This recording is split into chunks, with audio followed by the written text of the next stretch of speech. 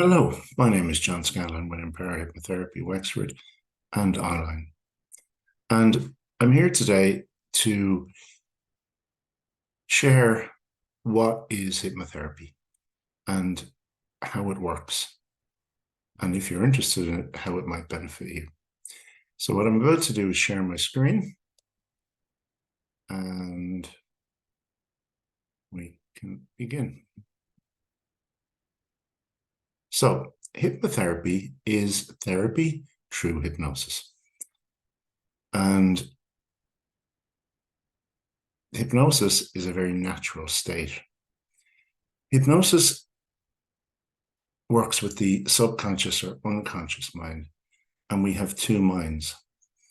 Our conscious mind, which is 5 to 10% of the capacity of our mind, is where our willpower is, our short-term memory is, our logical thinking, and our critical thinking.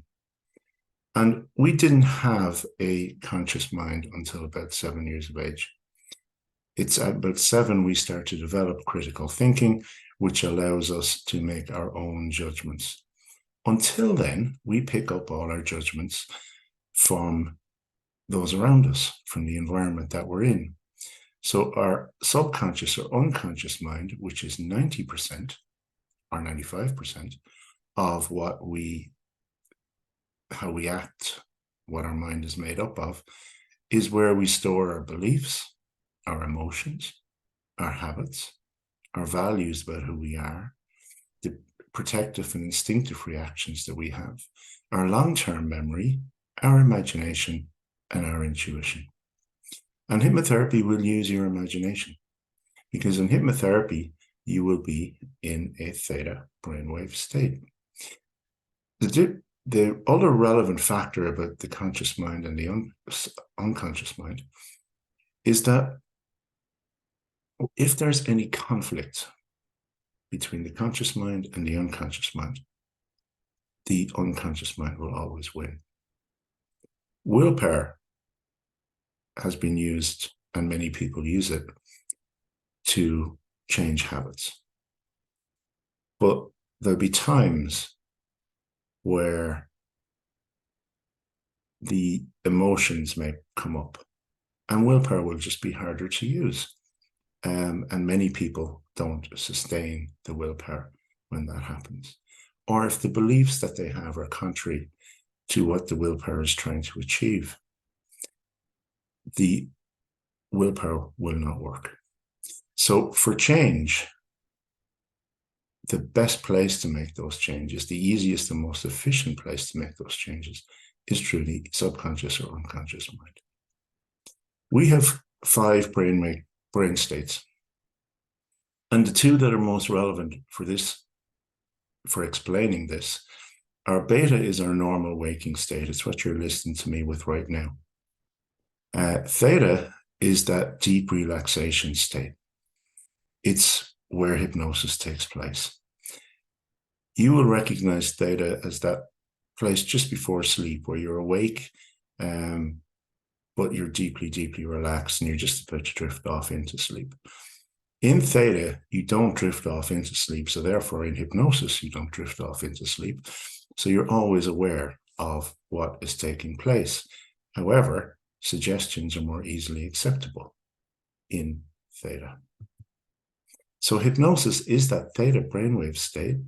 It promotes deep relaxation and focused concentration. And it's where the suggestions that you want are easily accepted. Therapy, it's a form of treatment. It's aimed at relieving emotional distress, changing habits or beliefs, or mental health issues such as anxiety or depression. It's a very commonly used word today, so most people have associations with therapy. The other one that's extremely important in this is the amygdala. Your amygdala is your fight, flight, freeze response. And you may notice it, the most obvious example that I've used many, many times is that someone's walking down the street. Just imagine you're walking down the street right now. You're daydreaming, you're thinking about something completely different. And next thing you hear a car horn suddenly just beep very loudly close by, and you just immediately just do that. That's your amygdala going, its job is to keep you safe, and suddenly something might be threatening it. So it shoots out cortisol, electrical impulses, which is what causes that reaction into your body to get you out of that situation.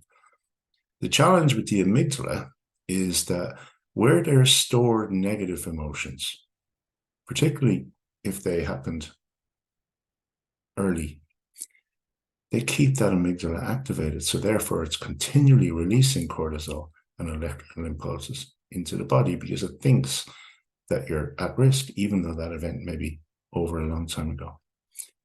And releasing chemicals, it's harmful in the long run to your health.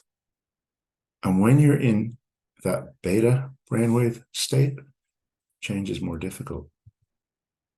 Because in that beta brainwave state, your amygdala believes it's still not safe. So hence, willpower struggles. When you're in theta, and we're working with the unconscious or subconscious mind, that change is much easier. The amygdala is not activated. It recognizes that you're safe. Otherwise, you wouldn't be in that theta state. And change is easier to accept. But most importantly, it's the change that you want. So this was a study that was carried out, and it showed the effect of hypnosis or hypnotherapy versus other therapies for change. After 6 sessions of hypnotherapy, it was 93% effective versus 72% effective after 22 sessions of behavioral therapy, or 38% effective after 600 sessions of psychotherapy. So you can see that hypnotherapy is a very quick and more effective method for changing. And there's more and more research coming out every day. There is research that shows hypnotherapy is very effective for IBS. It's very effective for any fears and phobias. It's very effective for anxiety and depression. It's always been associated with pain relief and has been used down through the centuries for pain relief, including in war times when they didn't have anesthetics and operations had to take place. It's very well known for quitting smoking or for weight loss. And hypnotherapy can work with anything that involves you changing your mind. Something that always stands out to me is that when anyone wants to introduce a new drug, there's the gold standard for drug trials is the placebo. That's the comparison, is the placebo. And the placebo is just a sugar pill. Now, the person who receives the sugar pill doesn't know whether they're getting the sugar pill or the actual medication. But in the average, the minimum actually is that in 30% of cases, it's the same benefit with the placebo as it is with the medication. That goes to show you the power of the mind. All it takes is someone to believe and to facilitate that change and make it easier. And that's what hypnotherapy does. The other thing that hypnotherapy is very useful for is goal setting. If you were to consider any top athlete in the world that you're familiar with, they all use visualization. And visualization is self-hypnosis. It is just seeing something over and over again until you believe it is true. And until you believe that you can achieve it. We can see, say the Irish rugby players, whether it was Ron Nagara or Johnny Sexton, they have a routine that they follow, which is all part of that visualization process that they engage in. So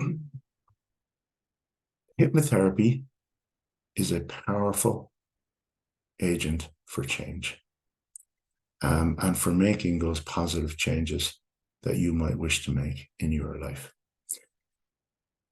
So my details are on screen, and if there is any way that I can help you, or if you'd like to know more, then please reach out, john@empowergory.com or www.empowergory.com. Thank you, and I wish you a wonderful day wherever in the world you are.